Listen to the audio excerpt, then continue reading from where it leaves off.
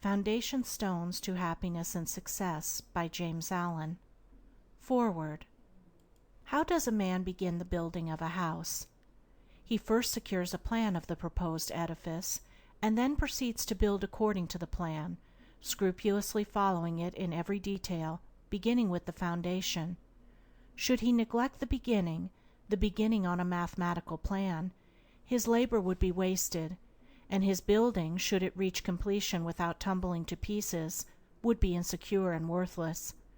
The same law holds good in any important work.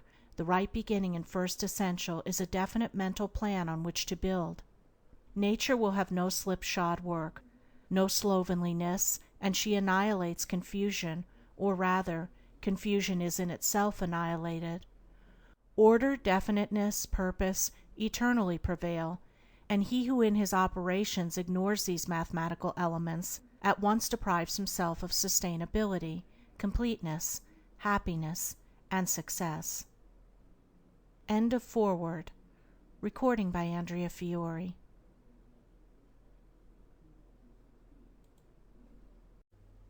Chapter 1. Right Principles. It is wise to know what comes first, and what to do first. To begin anything in the middle or at the end is to make a muddle of it. The athlete who began by breaking the tape would not receive the prize. He must begin by facing the starter and toeing the mark, and even then a good start is important if he is to win. The pupil does not begin with algebra and literature, but with counting and ABC. So in life, the businessmen who begin at the bottom achieve the more enduring success, and the religious men who reach the highest heights of spiritual knowledge and wisdom are they who have stooped to serve a patient apprenticeship to the humbler tasks, and have not scorned the common experiences of humanity or overlooked the lessons to be learned from them. The first things in a sound life, and therefore in a truly happy and successful life, are right principles. Without right principles to begin with, there will be wrong practices to follow with, and a bungled and wretched life to end with. All the infinite variety of calculations which tabulate the commerce and science of the world come out of 10 figures. All the hundreds of thousands of books which constitute the literature of the world and perpetuate its thought and genius are built up from the 26 letters. The greatest astronomer cannot ignore the 10 simple figures. The profoundest man of genius cannot dispense with the 26 simple characters. The fundamentals of all things are few and simple, yet without them there is no knowledge and no achievement.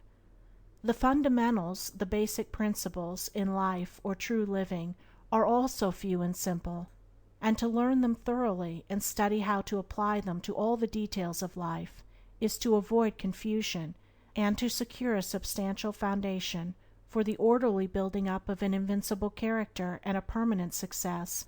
And to succeed in comprehending those principles in their innumerable ramifications in the labyrinth of conduct is to become a master of life. The first principles in life are principles of conduct. To name them is easy. As mere words they are on all men's lips, but as fixed sources of action, admitting of no compromise, few have learned them. In this short talk I will deal with 5 only of these principles. These 5 are amongst the simplest of the root principles of life, but they are also those that come nearest to the everyday life, for they touch the artisan, the businessman, the householder, the citizen at every point. No one of them can be dispensed with but at severe cost, and he who perfects himself in their application will rise superior to many of the troubles and failures of life, and will come into these springs and currents of thought which flow harmoniously toward the regions of enduring success. The first of these principles is duty. A much hackneyed word, I know, but it contains a rare jewel for him who will seek it by assiduous application. The principle of duty means strict adherence to one's own business, and just as strict non-interference in the business of others. The man who is continually instructing others, gratis, how to manage their affairs, is the one who most mismanages his own. Duty also means undivided attention to the matter in hand. intelligent concentration of the mind on the work to be done. It includes all that is meant by thoroughness, exactness, and efficiency. The details of duties differ with individuals, and each man should know his own duty better than he knows his neighbor's, and better than his neighbor knows his. But although the working details differ, the principle is always the same. Who has mastered the demands of duty? Honesty is the next principle. It means not cheating or overcharging another. It involves the absence of all trickery, lying, and deception by word, look, or gesture. It includes sincerity, the saying what you mean, and the meaning what you say. It scorns cringing policy and shining compliment. It builds up good reputations, and good reputations build up good businesses, and bright joy accompanies well-earned success. Who has scaled the heights of honesty? Economy is the third principle. The conservation of one's financial resources is merely the vestibule leading towards the more spacious chambers of true economy. It means, as well, the husbanding of one's physical vitality and mental resources. It demands the conservation of energy by the avoidance of enervating self-indulgences and sensual habits. It holds for its followers strength, endurance, vigilance, and the capacity to achieve. It bestows great power on him who learns it well. Who has realized the supreme strength of economy? Liberality follows economy. It is not opposed to it. Only the man of economy can afford to be generous. The spendthrift, whether in money, vitality, or mental energy, wasted so much on his own miserable pleasures as to have none left to bestow upon others. The giving of money is the smallest part of liberality. There is the giving of thoughts and deeds and sympathy, the bestowing of goodwill, the being generous towards calumniators and opponents. It is a principle that begets a noble, far-reaching influence. It brings loving friends and staunch comrades, and is the foe of loneliness and despair. Who has measured the breadth of liberality? Self-control is the last of these 5 principles, yet the most important. Its neglect is the cause of vast misery, innumerable failures, and tens of thousands of financial, physical, and mental wrecks. Show me the businessman who loses his temper with a customer over some trivial matter, and I will show you a man who, by that condition of mind, is doomed to failure. If all men practiced even the initial stages of self-control, anger, with its consuming and destroying fire, would be unknown.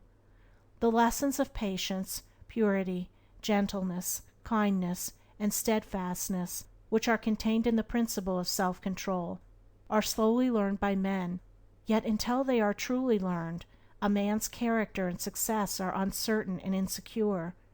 Where is the man who has perfected himself in self-control?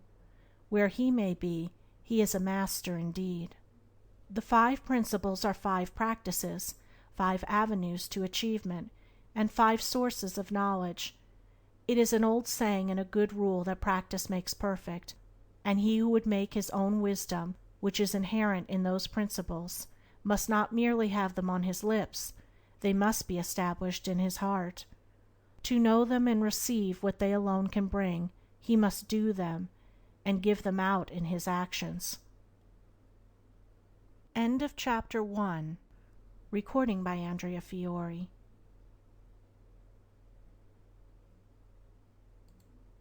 Chapter 2.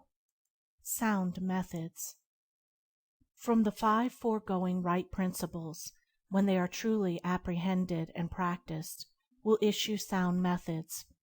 Right principles are manifested in harmonious action, and method is to life what law is to the universe. Everywhere in the universe there is the harmonious adjustment of parts, and it is this symmetry and harmony that reveals a cosmos, as distinguished from chaos. So in human life, the difference between a true life and a false life, between one purposeful and effective and one purposeless and weak, is one of method. The false life is an incoherent jumble of thoughts, passions, and actions. The true life is an orderly adjustment of all its parts. It is all the difference between a mass of lumber and a smoothly working, efficient machine. A piece of machinery in perfect working order is not only useful, but an admirable and attractive thing. But when its parts are all out of gear and refuse to be readjusted, its usefulness and attractiveness are gone, and it is thrown on the scrap heap.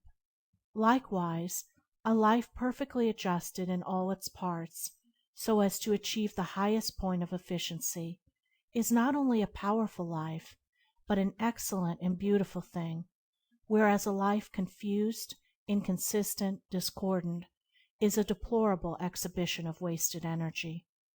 If a life is to be truly lived, method must enter into and regulate every detail of it, as it enters and regulates every detail of the wondrous universe of which we form a part. One of the most distinguishing differences between a wise man and a foolish man is, that the wise man pays careful attention to the smallest things, while the foolish man slurs over them, or neglects them altogether. Wisdom consists in maintaining things on their right relations, in keeping all things, the smallest as well as the greatest, in their proper places and times. To violate order is to produce confusion and discord, and unhappiness is but another name for discord. The good businessman knows that system is 3 parts of success, and that disorder means failure. The wise man knows that disciplined, methodical living is 3 parts of happiness, and that looseness means misery. What is a fool but one who thinks carelessly, acts rashly, and lives loosely? What is a wise man but one who thinks carefully, acts calmly, and lives consistently? The true method does not end with the orderly arrangement of the material things and external relations of life. This is but its beginning. It enters into the adjustment of the mind, the discipline of the passions, the elimination and choice of words and speech, the logical arrangement of the thoughts, and the selection of right actions. To achieve a life rendered sound, successful, and sweet by the pursuance of sound methods, one must begin, not by neglect of the little everyday things, but by assiduous attention to them. Thus the hour of rising is important, and its regularly significant, as are also the timing of retiring to rest, and the number of hours given to sleep. Between the regularity and irregularity of meals, and the care and carelessness in which they are eaten, is all the difference between good and bad digestion, with all that this applies, and an irritable or comfortable frame of mind, with its train of good or bad consequences. For attaching to these meal times and meal ways are matters of both physiological and psychological significance. The due division of hours for business and for play, not confusing the two. The orderly fitting in of all the details of one's business, times for solitude, for silent thought and for effective action, for eating and for abstinence. All these things must have their lawful place in the life of him whose daily round is to proceed with the minimum degree of friction, who is to get the most usefulness, influence, and joy out of life. But all this is but the beginning of that comprehensive method which embraces the whole life and being. When this smooth order and logical consistency is extended to the words and actions, to the thoughts and desires, then wisdom emerges from folly, and out of weakness comes power sublime.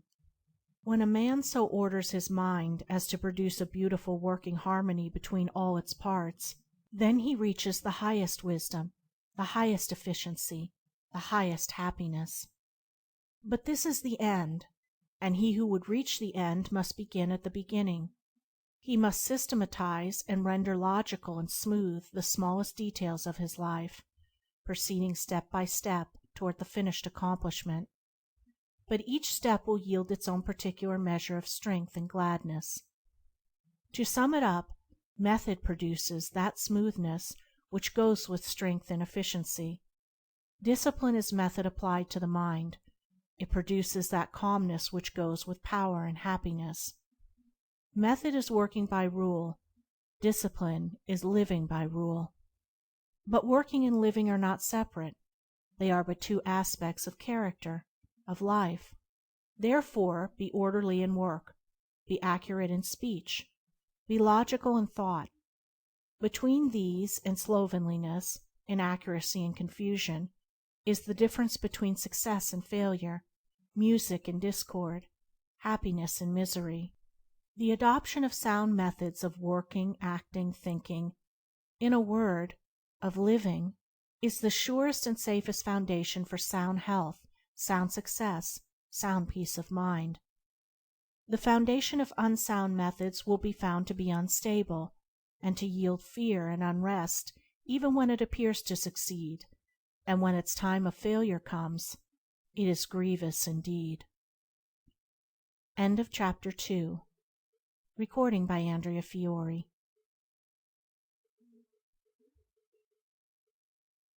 Chapter 3. True Actions.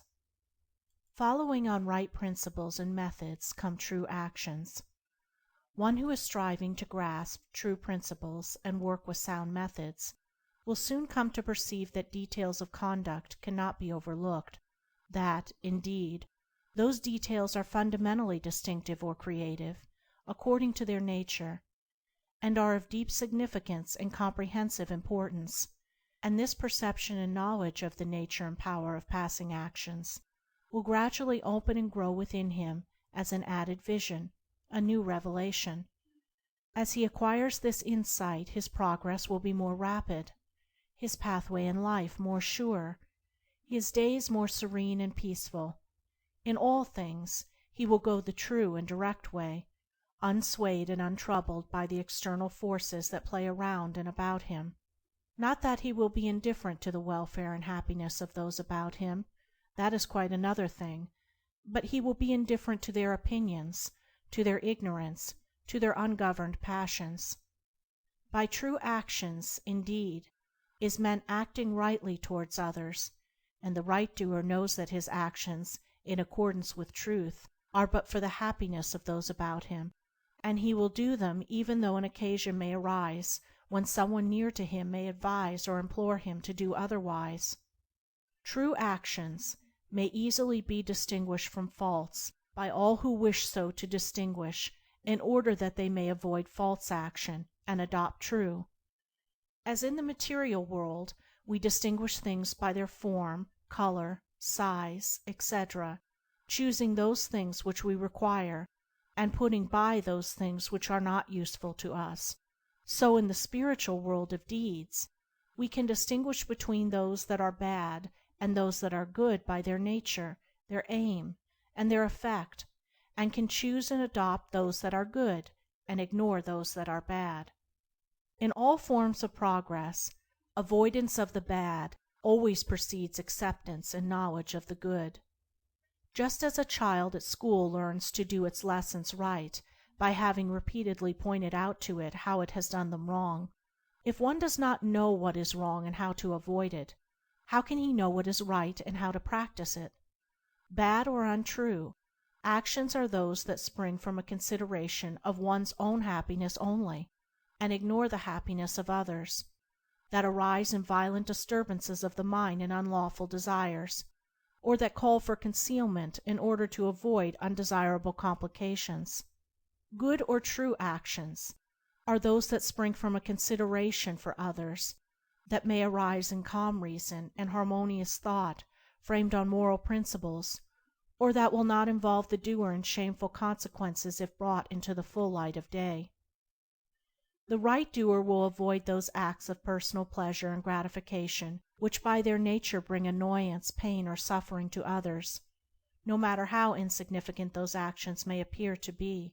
He will begin by putting away these.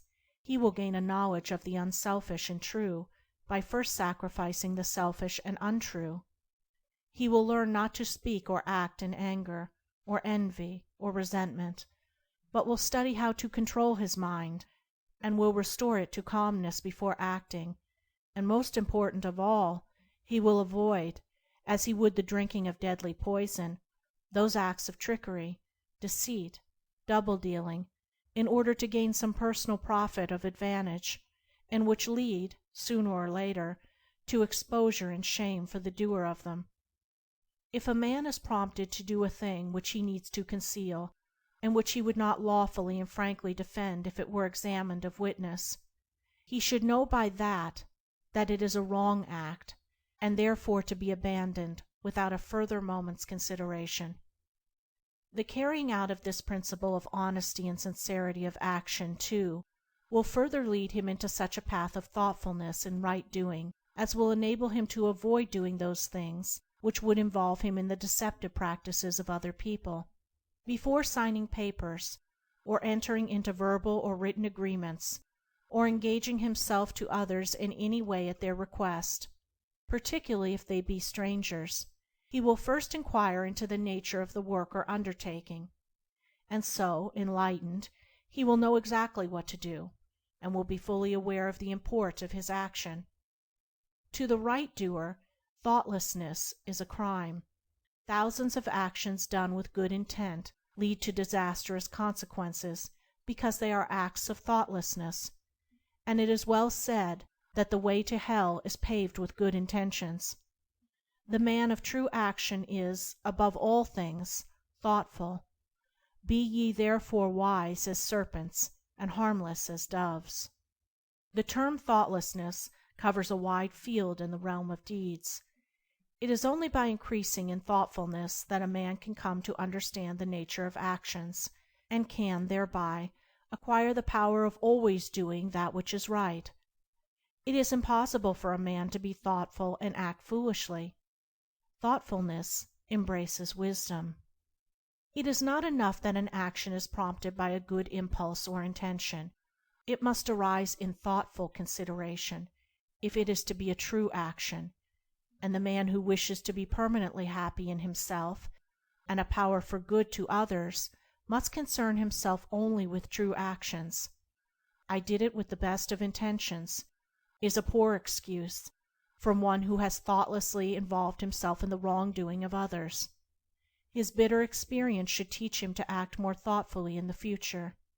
True actions can only spring from a true mind, and therefore while a man is learning to distinguish and choose between the false and the true, he is correcting and perfecting his mind, and is thereby rendering it more harmonious and felicitous, more efficient and powerful.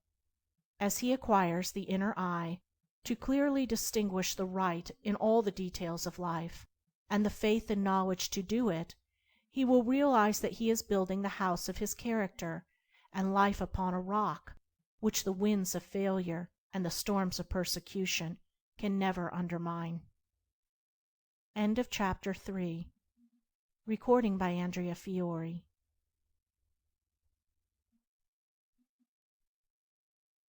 Chapter 4. True Speech. Truth is known by practice only. Without sincerity there can be no knowledge of truth, and true speech is the beginning of all sincerity. Truth in all its native beauty and original simplicity consists in abandoning and not doing all those things which are untrue, and embracing and doing all those things which are true. True speech is therefore one of the elementary beginnings in the life of truth. Falsehood, and all forms of deception, slander, and all forms of evil speaking, these must be totally abandoned and abolished before the mind can receive even a small degree of spiritual enlightenment. The liar and slanderer is lost in darkness. So deep is his darkness that he cannot distinguish between good and evil, and he persuades himself that his lying and evil speaking are necessary and good, that he is thereby protecting himself and other people. Let the would-be student of higher things look to himself and beware of self-delusion. If he is given to uttering words that deceive, or to speaking evil of others, if he speaks in insincerity, envy, or malice, then he has not yet begun to study higher things. He may be studying metaphysics, or miracles, or psychic phenomena, or astral wonders. He may be studying how to commune with invisible beings, to travel invisibly during sleep, or to produce curious phenomena. He may even study spirituality theoretically and as a mere book study, but if he is a deceiver and a backbiter, the higher life is hidden from him, For the higher things are these: uprightness, sincerity, innocence, purity, kindness, gentleness, faithfulness, humility, patience, pity, sympathy, self-sacrifice, joy, goodwill, love. And he who would study them, know them, and make them his own, must practice them. There is no other way. Lying and evil speaking belong to the lowest forms of spiritual ignorance, and there can be no such thing as spiritual enlightenment while they are practiced. Their parents are selfishness and hatred. Slander is akin to lying, but it is even more subtle, as it is frequently associated with indignation, and by assuming more successfully the appearance of truth, it ensnares many who would not tell a deliberate falsehood. For there are two sides to slander. There is the making of repeating of it, and there is the listening to it and acting upon it. The slanderer would be powerless without a listener. Evil words require an ear that is receptive to evil in which they may fall, before they can flourish. Therefore he who listens to a slanderer, who believes it, and allows himself to be influenced against the person whose character and reputation are defamed, is in the same position as the one who framed or repeated the evil report. The evil speaker is a positive slanderer. The evil listener is a passive slanderer. The two are cooperators in the propagation of evil. Slander is a common vice and a dark and deadly one. An evil report begins in ignorance, and pursues its blind way in darkness. It generally takes its rise in a misunderstanding. Someone feels that he or she has been badly treated, and filled with indignation and resentment, unburdens himself to his friends and others in vehement language, exaggerating the enormity of the supposed offense on account of the feeling of injury by which he is possessed. He is listened to and sympathized with. The listeners, without hearing the other person's version of what has taken place, and on no other proof than the violent words of an angry man or woman, become cold in their attitude towards the one spoken against, and repeat to others what they have been told, and as such repetition is always more or less inaccurate, a distorted and altogether untrue report is soon passing from mouth to mouth. It is because slander is such a common vice that it can work the suffering and injury that it does. It is because so many, not deliberate wrongdoers, and unconscious of the nature of the evil into which they so easily fall, are ready to allow themselves to be influenced against one whom they have hitherto regarded as honorable, that an evil report can do its deadly work. Yet its work is only amongst those who have not altogether acquired the virtue of true speech, the cause of which is a truth-loving mind. When one who has not entirely freed himself from repeating or believing an evil report about another hears of an evil report about himself, his mind becomes aflame in burning resentment, his sleep is broken, and his peace of mind is destroyed. He thinks the cause of all his suffering is the other man and what the other man has said about him, and is ignorant of the truth that the root and cause of his suffering lies in his own readiness to believe an evil report about another.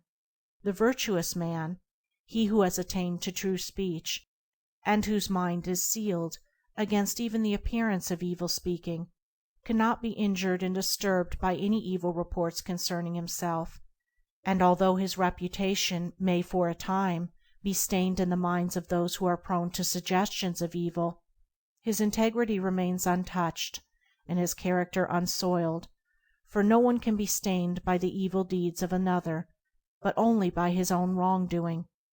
And so, through all misrepresentation, misunderstanding, and contumely, he is untroubled and unrevengeful, his sleep is undisturbed, and his mind remains in peace. True speech is the beginning of a pure, wise, and well-ordered life. If one would attain to purity of life, if he would lessen the evil and suffering of the world, let him abandon falsehood and slander in thought and word. Let him avoid even the appearance of these things, for there are no lies and slanders so deadly as those which are half-truths. And let him not be a participant in evil speaking by listening to it. Let him also have compassion on the evil speaker, knowing how such a one is binding himself to suffering and unrest. For no liar can know the bliss of truth, no slanderer can enter into the kingdom of peace. By the words which he utters is a man's spiritual condition declared. By these also is he finally and infallibly adjudged. For as the Divine Master of the Christian world has declared, "By thy words shalt thou be justified, and by thy words shalt thou be condemned." Chapter 4. Recording by Andrea Fiore. Chapter 5. Equal-mindedness. To be equally minded is to be peacefully minded, for a man cannot be said to have arrived at peace who allows his mind to be disturbed and thrown off the balance by occurrences.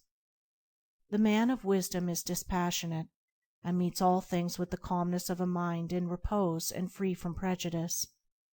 He is not a partisan, but having put away passion, and is always at peace with himself and the world, not taking sides nor defending himself, but sympathizing with all.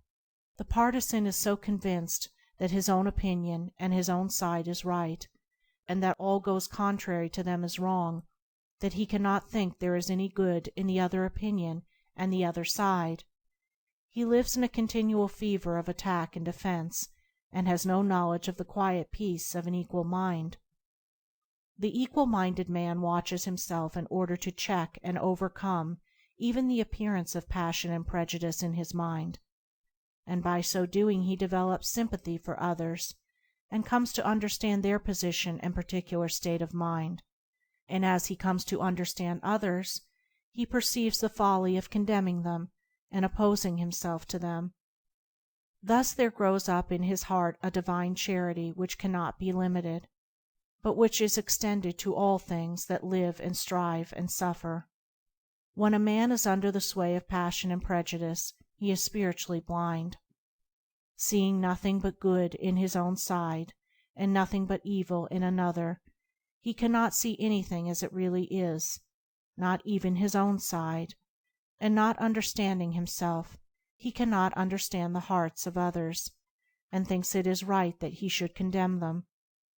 Thus there grows up in his heart a dark hatred for those who refuse to see him and who condemn him in return. He becomes separated from his fellow man, and confines himself to a narrow torture chamber of his own making. Sweet and peaceful are the days of the equal-minded man, fruitful in good, and rich in manifold blessings. Guided by wisdom, he avoids those pathways which lead down to hatred and sorrow and pain, and takes those which lead up to love and peace and bliss.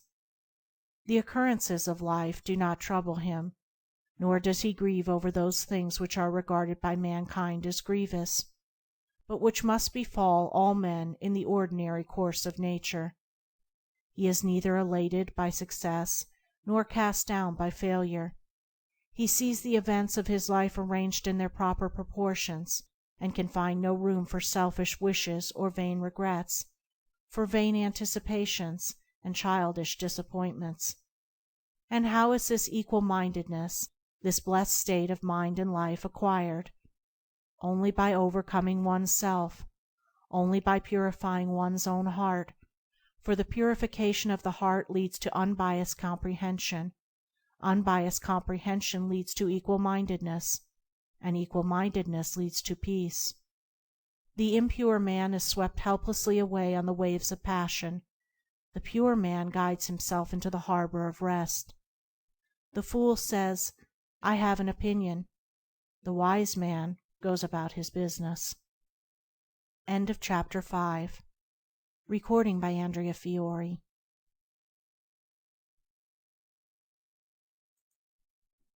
Chapter 6.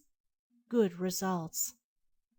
A considerable portion of the happenings of life comes to us without any direct choosing on our part, and such happenings are generally regarded as having no relation to our will or character, but as appearing fortuitously, as occurring without a cause. Thus one is spoken of as being lucky and another unlucky, the inference being that each has received something which he never earned, never caused. Deeper thought and a clearer insight into life convinces us, however, that nothing appears without a cause, that cause and effect are always related in perfect adjustment and harmony.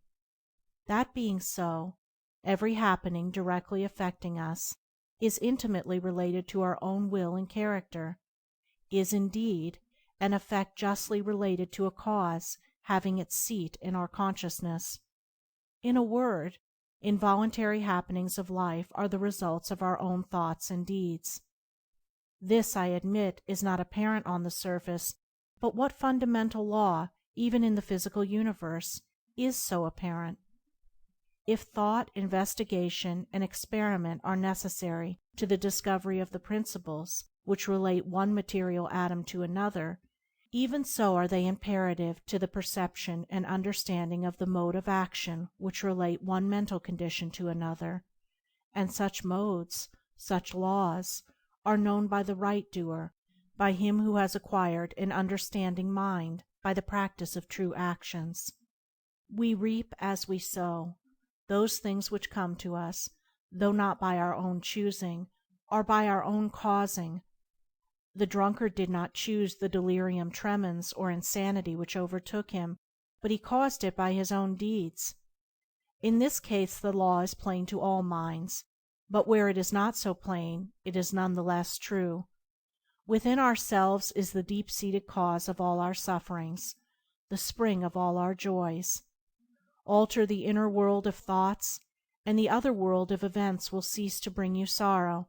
Make the heart pure, and to you all things will be pure, all occurrences happy and in true order. Within yourselves deliverance must be sought. Each man his prison makes. Each hath such lordship as the loftiest one's. Nay, for with powers above, around, below, as with all flesh and whatsoever lives, act maketh joy or woe. Our life is good or bad, enslaved or free, according to its causation in our thoughts, for out of these thoughts spring all our deeds, and from these deeds come equitable results. We cannot seize good results violently, like a thief, and claim and enjoy them, but we can bring them to pass by setting in motion the cause within ourselves. Men strive for money, sigh for happiness, and would gladly possess wisdom, yet fail to secure these things, while they see others to whom these blessings appear to come unbidden. The reason is that they have generated causes which prevent the fulfillment of their wishes and efforts. Each life is a perfectly woven network of causes and effects, of efforts, or lack of efforts, and results, and good results can only be reached by initiating good efforts, good causes. The doer of true actions, who pursues sound methods, grounded on right principles, will not need to strive and struggle for good results. They will be there as the effects of his righteous rule of life.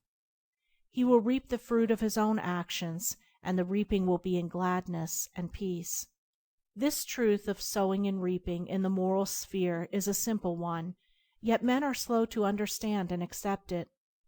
We have been told by a wise one that the children of darkness are wiser in their day than the children of light, and who would expect, in the material world, to reap and eat where he had not sown and planted? Or who would expect to reap wheat in the field where he had sown tares, and would fall to weeping and complaining if he did not? Yet this is just what men do in the spiritual field of mind and deed.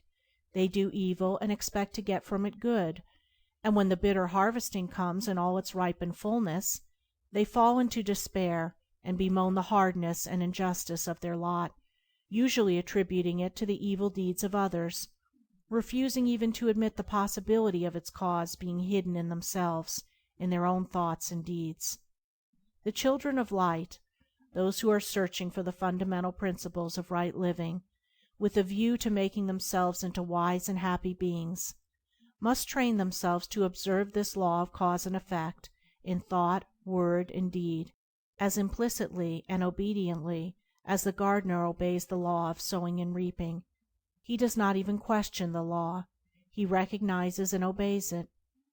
When the wisdom which he instinctively practices in his garden is practiced by men in the garden of their minds, when the law of the sowing of deeds is so fully recognized that it can no longer be doubted or questioned, then it will be just as faithfully followed by the sowing of those actions which will bring about a reaping of happiness and well-being for all. As the children of matter obey the laws of matter, so let the children of spirit obey the laws of spirit, for the law of matter and the law of spirit are one, but they are two aspects of one thing, the outworking of one principle in opposite directions. If we observe right principles or causes, wrong effects cannot possibly accrue.